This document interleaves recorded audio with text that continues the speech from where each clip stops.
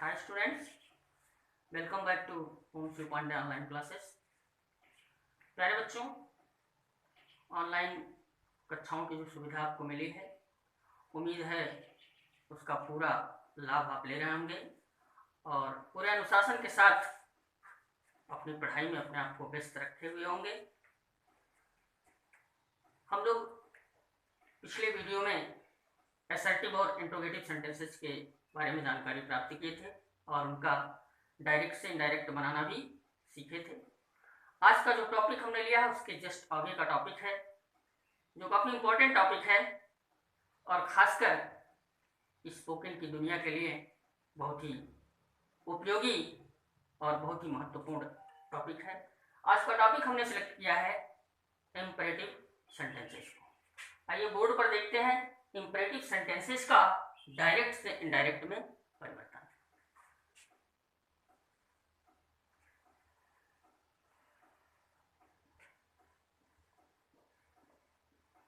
Imperative sentences का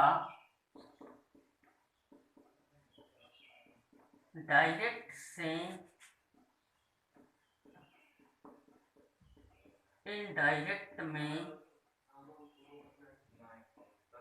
परिवर्तन। प्यारे बच्चों,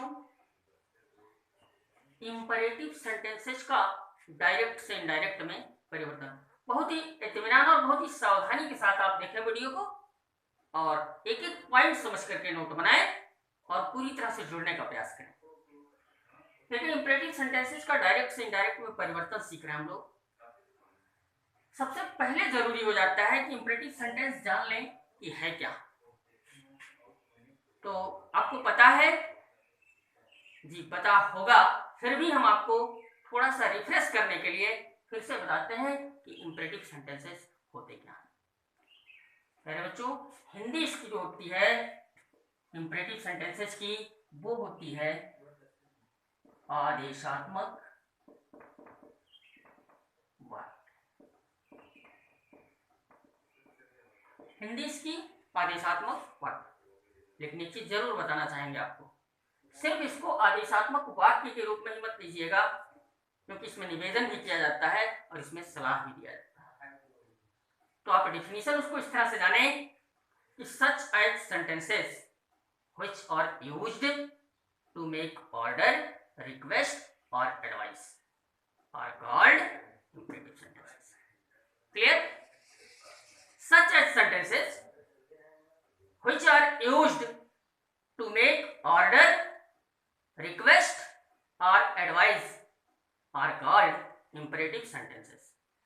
हिंदी में जान लें, आदेशात्मक वाक्य वे वाक्य होते हैं जिनका प्रयोग हम आदेश, प्रार्थना या सलाह के लिए करते हैं। सीधी सी बात। अब क्लियर हो गया इम्परेटिव सेंटेंस? सीखना हमको यहाँ है इम्परेटिव सेंटेंसेस का डायरेक्ट से इनडायरेक्ट में परिवर्तन। हमने पहले वीडियो में भी आपको बताया है कि आप नरेशन सीख रहे हैं तो स्टार्टिंग से लेकर के जितने पॉइंट्स रूल के माध्यम से आपको बताए गए हैं, कोशिश करें 100% उसको आप दिमाग में रखें, नोट बना के रखें। अगर आपके शुरू के पॉइंट्स कटेंगे, शुरू के रूल्स आप मिस करेंगे, तो आपको एक्सरसाइज हल करने में समस्या का सामना करना पड़ेगा। तो आप कोशिश करें रूल से दिमाग में रखें। आइए देखते हैं बोर्ड पर कि इम्परेटिव सेंटेंसेस जिनकी परिभाषा हमने सीखा, अभी जाना, ये होते कैसे सेंटेंस हैं। एक छोटा सा उदाहरण लेते हैं।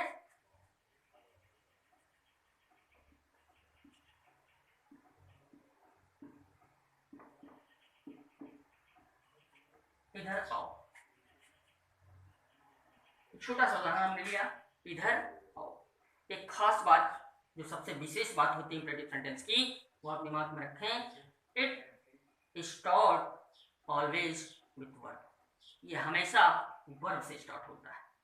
इट मीन्स आप इसका अनुवाद करेंगे तो सबसे पहले वर्ब लगाएंगे।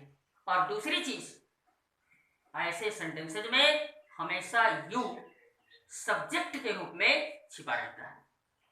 अगर हमने कहा इधर आओ, तो आपको समझना होगा कि हमने कह दिया तुम इधर आओ, पर हम उस तुम को लिखेंगे नहीं, और अगर लिखेंगे तो सेंटेंस गलत होगा। किस तरह से गलत होगा उसको भी आप जाने।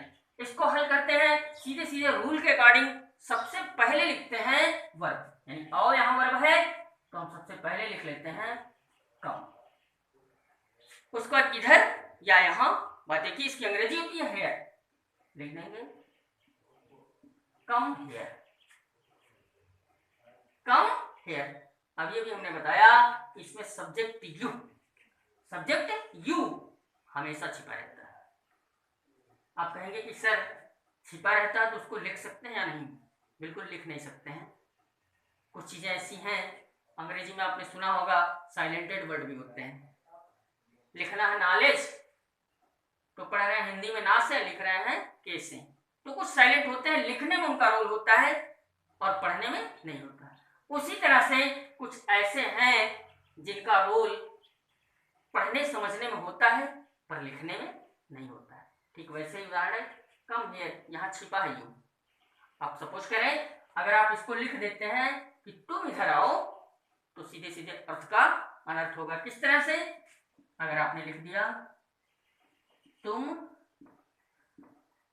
इधर आओ, जाहिर सी बात आप ट्रांसलेशन करेंगे तो सब्जेक्ट को ढूंढ के लाएंगे, सबसे पहले लिखेंगे। और जैसे ही आपने सब्जेक्ट यू को लिखा पहले, उसके बाद वर्ब लिया आपने यू कम, उसका लिखा हेयर। तो हम आपको बताएंगे नहीं, लिख देते हैं इसका अर्थ, आप मनन जरूर करिएगा। ये हो गया तुम यहां आते हो। देखिए सेंस आप दे रहे थे इधर आओ और निकल के क्या आया है तुम यहां आते हो। हम बताएंगे नहीं आपको ये चीज, आप कोशिश करेंगे जरूर इस पे ये किस टेंस में गया और आप पहचान ले जाएंगे कि ता में चला गया, इट मीन्स प्रेजेंट इंडेफिनिट हो गया। तो आप अपना दिमाग लगाइएगा। हम आते हैं लौट के टॉपिक पे फिर से, जहां हमने लिया है इंपरेटिव सेंटेंस को। एक बहुत ही प्रचलित प्रोवर्ब है हम लोगों के बीच में कि सुभाष चंद्र बोस ने कहा था तुम मुझे खून दो मैं तुम्हें आजादी दूंगा। आइए देख लेते हैं, तुम मुझे खून दो मैं तुम्हें आजादी दूंगा।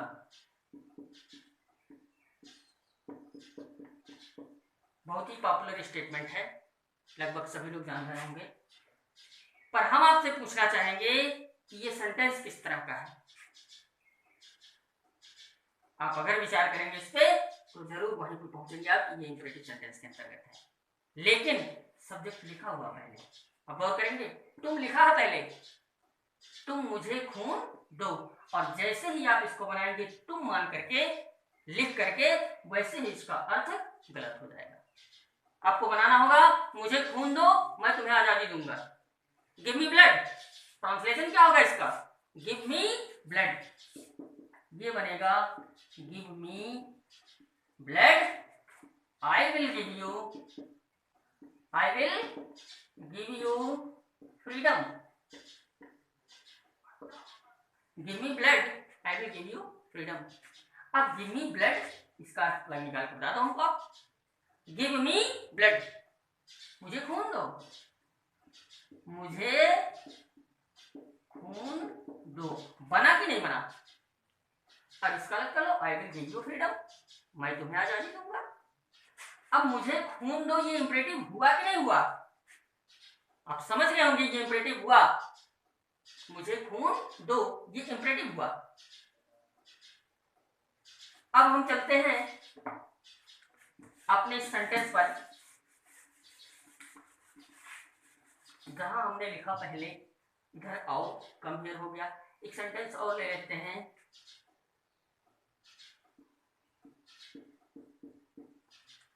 चपरासी को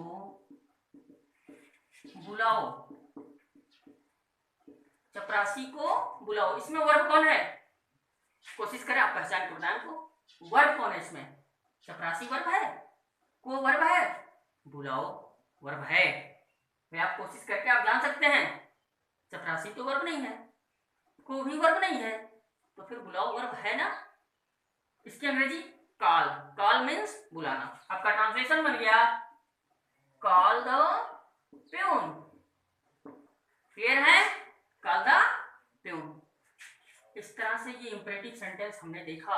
बहुत ज्यादा इस पर हम चर्चा नहीं करेंगे क्योंकि हमें लौटना है डायरेक्ट से इनडायरेक्ट वाले नरेशन पर, इसलिए शॉर्ट में आप इसको समझें कि इंपरेटिव सेंटेंस इस तरह के होते हैं जहां वर्ब से इनकी शुरुआत होती है। यानी हमने इनको 3 कैटेगरीज में देखा है। फर्स्ट नोट करें, जहां इनकी शुरुआत वर्ब से होती है। किससे होती है? वर्ब से। आपने देखा है come here, call the peon. मान लो लिखा है मुझे 1 गिलास पानी, मुझे 1 गिलास पानी दो। आप कहेंगे give me a glass of water, give me a glass of water कहेंगे ना, तो फिर ध्यान देंगे तो वर्ब मिलेगा आपको। तो कॉन्सेप्ट के आधार पर आएंगे कि पहले स्टेप में ऐसे सेंटेंसेस को हम लेते हैं इंपरेटिव के अंतर्गत जहां हम शुरुआत उसकी वर्ब से करते हैं। किससे करते हैं? वर्ब से। देखा आपने, come here, call the peon, give me a glass of water, ये सभी सेंटेंसेस की शुरुआत वर्ब से हुई है। एक टॉपिक और इसमें बनता है जहां हम इंपरेटिव सेंटेंस की शुरुआत लेट से करते हैं।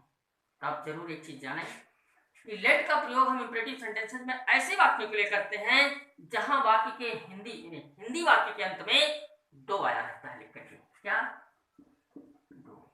जैसे आप कह दें मुझे पढ़ने दो, सेंटेंस हो गया। कोई आप बोलते होंगे मुझे पढ़ने दो, don't disturb me, let me read. अक्सर कहते होंगे आप कि मुझे डिस्टर्ब ना करो, मुझे पढ़ने दो, मुझे खाने दो, मुझे खेलने दो, मुझे जाने दो। इस तरह के वाक्यों का प्रयोग आप अपने दैनिक बोलचाल में भी करते हैं। मुझे पढ़ने दो, दो शब्द आया है। अब डिफरेंस देखें, मुझे पढ़ने दो और मुझे पानी दो। मुझे पानी दो, देखने में यहां भी दो और देखने में यहां भी दो। पर आप गौर करें, हमने पहले दिन आपको बता दिया था कि जब भी आप कोई सेंटेंस बोर्ड पर देखें तो कोशिश करें उसका मीनिंग क्या निकल रहा है, उसका अर्थ क्या निकल रहा है। अगर आप ये जिज्ञासा, ये क्यूरियोसिटी अपने अंदर विकसित कर ले आते हैं, अंग्रेजी सीखना आपके लिए बहुत आसान हो जाएगा। आपके अंदर ये जिज्ञासा हो कि अगर ये लिखा है तो इसकी हिंदी क्या बनेगी, और अगर ये हिंदी में लिखा है तो इसकी अंग्रेजी क्या बनेगी। आप ध्यान रखें, अंग्रेजी में वर्ड पावर और ट्रांसलेशन बहुत ही विशेष होते हैं, बहुत ही महत्वपूर्ण होते हैं। आपका वर्ड पावर मजबूत हो, आपका ट्रांसलेशन फैक्टर मजबूत हो, काफी चीजें अंग्रेजी में सरल हो जाती हैं आपके लिए। मुझे पढ़ने दो, मुझे पानी दो, है दोनों में डिफरेंस पता चल पा रहा है? उम्मीद करते हैं आपको पता चल पा रहा होगा। यहाँ लिखा है मुझे पढ़ने दो, कोई चीज दो यहाँ आपको नहीं, लेकिन यहाँ कोई चीज दो, मुझे पानी दो, पानी दीजिए हमको, यानी दो का अर्थ दीजिए है ना यहाँ, लेकिन यहाँ दो का अर्थ दीजिए है, अर्थात देना है नहीं। तो आप एक कॉन्सेप्ट दिमाग में रखें कि जहां वर्ब होगा वहां लेट लगाएंगे दो के लिए। क्या कहा हमने? जहां वर्ब होगा वहां लेट लगाएंगे और जहां नाउन होगा वहां गिव लगाएंगे, क्योंकि गिव माने देना होता है। तो अब आप चेक करें, मुझे पढ़ने दो, मुझे ऑब्जेक्ट है, पढ़ना, पढ़ने की अंग्रेजी रीड है। क्या ये पता करो, है क्या? रीड क्या है? नाउन है? नो, वर्ब है। रीड क्या है? वर्ब है। रीड माने पढ़ना, पढ़ना, लिखना, आना जाना, खाना पीना, सोना रहना, ये सभी क्या है? वर्ब है। आप वर्ब की परिभाषा अच्छे से जान रहे होंगे। जो शब्द हमको किसी कार्य के होने का बोध कराते हैं, किसी कार्य यानी एक्शन दर्शाते हैं, वही वर्ब होते हैं। तो पढ़ने दो, पढ़ना वर्ब हुआ ना। तो इस दो के लिए हम क्लियर हो गए कि यहाँ लेट का प्रयोग करेंगे। किसका प्रयोग करेंगे?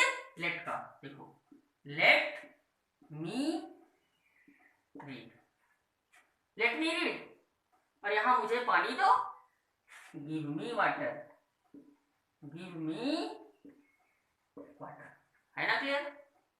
अरे भाई गिव मी वाटर, गिव माने देना, और लेट मी रीड। लेट माने भी दो का अर्थ है, पर लेट का प्रयोग जहां वर्ब होगा, देखिए रीड के साथ लेट का प्रयोग हुआ है, और वाटर नाउन है, गिव का प्रयोग हुआ। मैं हम कह देते हैं यहीं कि मुझे कलम दो, मुझे कलम दो, तो क्या इस दो का अर्थ देने से हुआ है ना? नहीं हुआ, हुआ। मुझे कलम दो, दो का अर्थ देने से है, और कलम क्या है? नाउन है या वर्ब है? ऐसी बात है, नाउन है। पेन नाउन है। अब आप लिख देंगे सीधे कि गिव मी पेन। क्लियर? मुझे पढ़ने दो, आपने कह दिया। मुझे खेलने दो, अब खेलना भी वर्ब है, तो जब वर्ब है तो दो की अंग्रेजी लेट, और नाउन है तो दो की अंग्रेजी गिव। Clear concept? दिमाग में रखें इस कॉन्सेप्ट को, हमेशा जरूरत पड़े तो आप आगे के लिए आप इसको नोट करके भी रख सकते हैं। फिलहाल हम कोशिश करेंगे कि आप दिमाग में इसको रखें, ज़्यादा बेहतर होगा। हमेशा आप इसका यूज कर सकते हैं, स्पोकन में भी इसका अक्सर यूज होता है। मुझे खेलने दो, let me play, let me. एक थर्ड कॉन्सेप्ट बनता है जो इसका, आपने देखा होगा सेंटेंसेस में कोई कोई प्रस्ताव रखा जाता है। जैसे मान लो हमने कह दिया आओ क्रिकेट खेलें, भाई हम लोग भी खेलते हैं कभी कभार, एक प्रस्ताव रख दिया आओ क्रिकेट खेलें। अब ये सेंटेंस बना आपका आओ क्रिकेट खेलें। अब बोर्ड पे देखें ध्यान से, लिख दिया हमने आओ क्रिकेट खेलें। आपने किसी को आदेश दिया? नहीं। आपने किसी से निवेदन किया? नहीं, बल्कि आपने एक प्रस्ताव, एक सुझाव रखा कि आओ ऐसा करें। अभी आप देखे होंगे, ऑफिस में गए होंगे, अपने विद्यालय के ऑफिस में एक बहुत ही प्यारा सा सेंटेंस लिखा हुआ है, हमें अभी याद है। लिखा है let us make our country great. Let us make our country great लिखा होगा, आपने देखा भी होगा, पढ़ा भी होगा। नहीं पढ़े होंगे, नहीं देखे होंगे, बोर्ड के माध्यम से आप जाने, ऐसे ही लिखा है let us make our country great. जहां पर लेट के साथ अस, देखिए आओ क्रिकेट खेलें, let us play cricket, let us play cricket, आओ क्रिकेट खेलें। जहां इंपरेटिव सेंटेंस में वक्ता यानी कहने वाला व्यक्ति, प्रस्ताव रखने वाला व्यक्ति खुद शामिल रहता है उस कार्य को करने में, वहां हम सेंटेंस की शुरुआत लेट अस से करते हैं, क्योंकि हम शामिल हैं उसमें। आओ अपने देश को महान बनाएं, इसका अर्थ होता है, क्या होता है? लेट अस मेक, आओ बनाएं, आवर कंट्री ग्रेट, अपना देश महान। आओ अपना देश महान बनाएं, आओ अपने देश को महान बनाएं। लेट अस प्ले क्रिकेट, आओ क्रिकेट खेलें। इसी आधार पर मान लो हमने कह दिया let's walk together, let us walk together, क्या अर्थ बताएंगे आप? लेट अस वॉक टुगेदर, आओ साथ साथ टहलें, आओ साथ साथ टहलें। लेट्स ड्रिंक वाटर, आओ पानी पिए। Let's go to school, let's go to school, आओ स्कूल चलें। तो आप शामिल है ना, तो इन सबका प्रयोग लेट अस के साथ करते हैं। Let us make our country अर्थ हो जाता है आओ अपने देश को महान बनाएं, आओ अपने देश को महान बनाएं। जाहिर सी बात है, हम इंपरेटिव पे थोड़ा सा लंबा चर्चा कर लिए।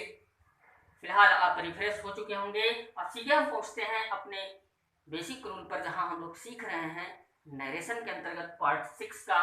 आप मान के चले ये हमारा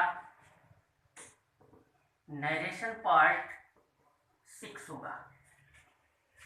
पार्ट 6 के अंतर्गत हमने लिया है इंपरेटिव सेंटेंस, जिन्हें हम डायरेक्ट से इनडायरेक्ट में बदलना सीखेंगे। क्लियर हो गया होगा?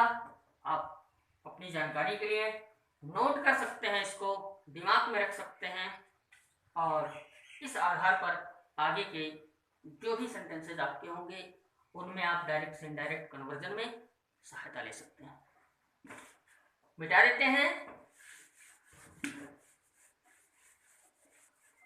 हम लोग का मेन टॉपिक था इसका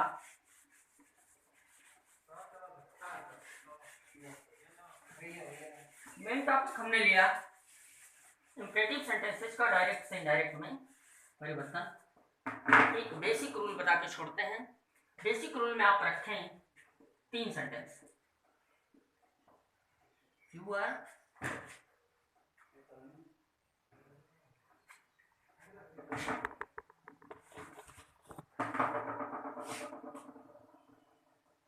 शेष नियम जो आपके हैं वो पहले के रहेंगे। एक विशेष रूल आपको दिमाग में रखना है,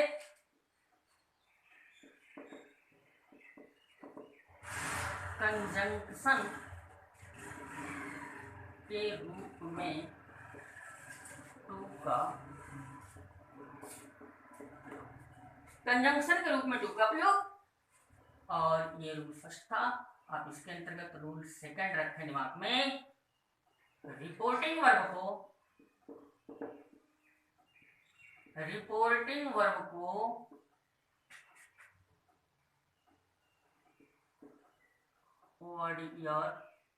ordered, requested और एडवाइज्ड। रिपोर्टिंग वर्ब को ऑर्डर्ड, रिक्वेस्टेड और एडवाइज्ड आदि में बदल देते हैं। आदि में बदल देते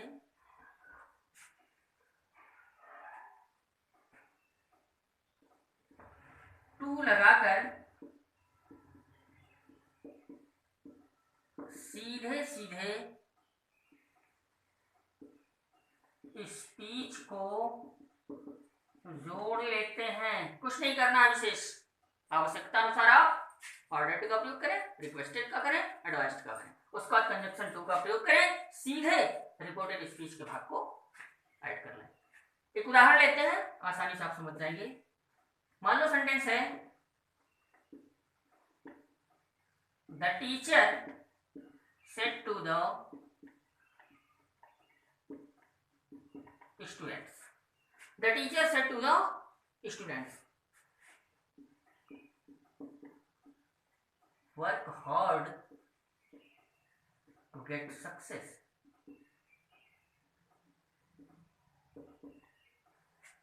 The teacher said to the students work hard to get success. सफलता प्राप्त करने के लिए कठिन मेहनत करो। किसने किससे कहा? The teacher said to the students. अध्यापक ने विद्यार्थियों से कहा। तो जाहिर सी बात है, अगर अध्यापक ने विद्यार्थी से कहा है, विद्यार्थियों से कहा है, तो निवेदन तो करेगा नहीं। कॉमन सेंस लगाना है आपको, कल्पना करना है। तो ये सलाह में जा सकता है आपका, और आप अगर कोशिश करके इसको ऑर्डर्ड में बनाए ज्यादा बेहतर होगा, क्योंकि एक टीचर स्टूडेंट्स को कह रहा है। सीधे ले लेते हैं इसका solve. The teacher ordered the students. The teacher ordered the students connective word के रूप में यानी कंजंक्शन के रूप में टू का प्रयोग कर लेंगे। बचे हुए हिस्से को तुरंत जोड़ लेंगे। To work hard to get success. Clear? उम्मीद है आप समझ गए होंगे। सेंटेंस अगर ऑर्डर का रहेगा ऑर्डर में कर देंगे, रिक्वेस्ट का रहेगा रिक्वेस्ट में कर देंगे, एडवाइस का रहेगा एडवाइस में कर देंगे। कंजंक्शन टू लगा करके सीधे बचे हुए पार्ट को जोड़ लेंगे और कुछ विशेष करने की जरूरत नहीं है। बेहतर होगा आप इंपरेटिव सेंटेंसेस के अंतर्गत जो उसके पार्ट 3 बताए गए कैसे कैसे सेंटेंस होते हैं उनका आप सावधानी पूर्वक अध्ययन कर लें। आगे की एक्सरसाइज आपके लिए आसान हो जाएगी।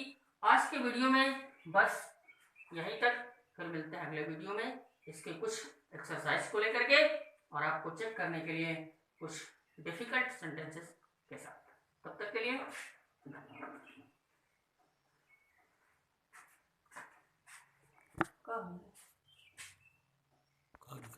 Phone is running out of space. यह तो समस्या हुआ।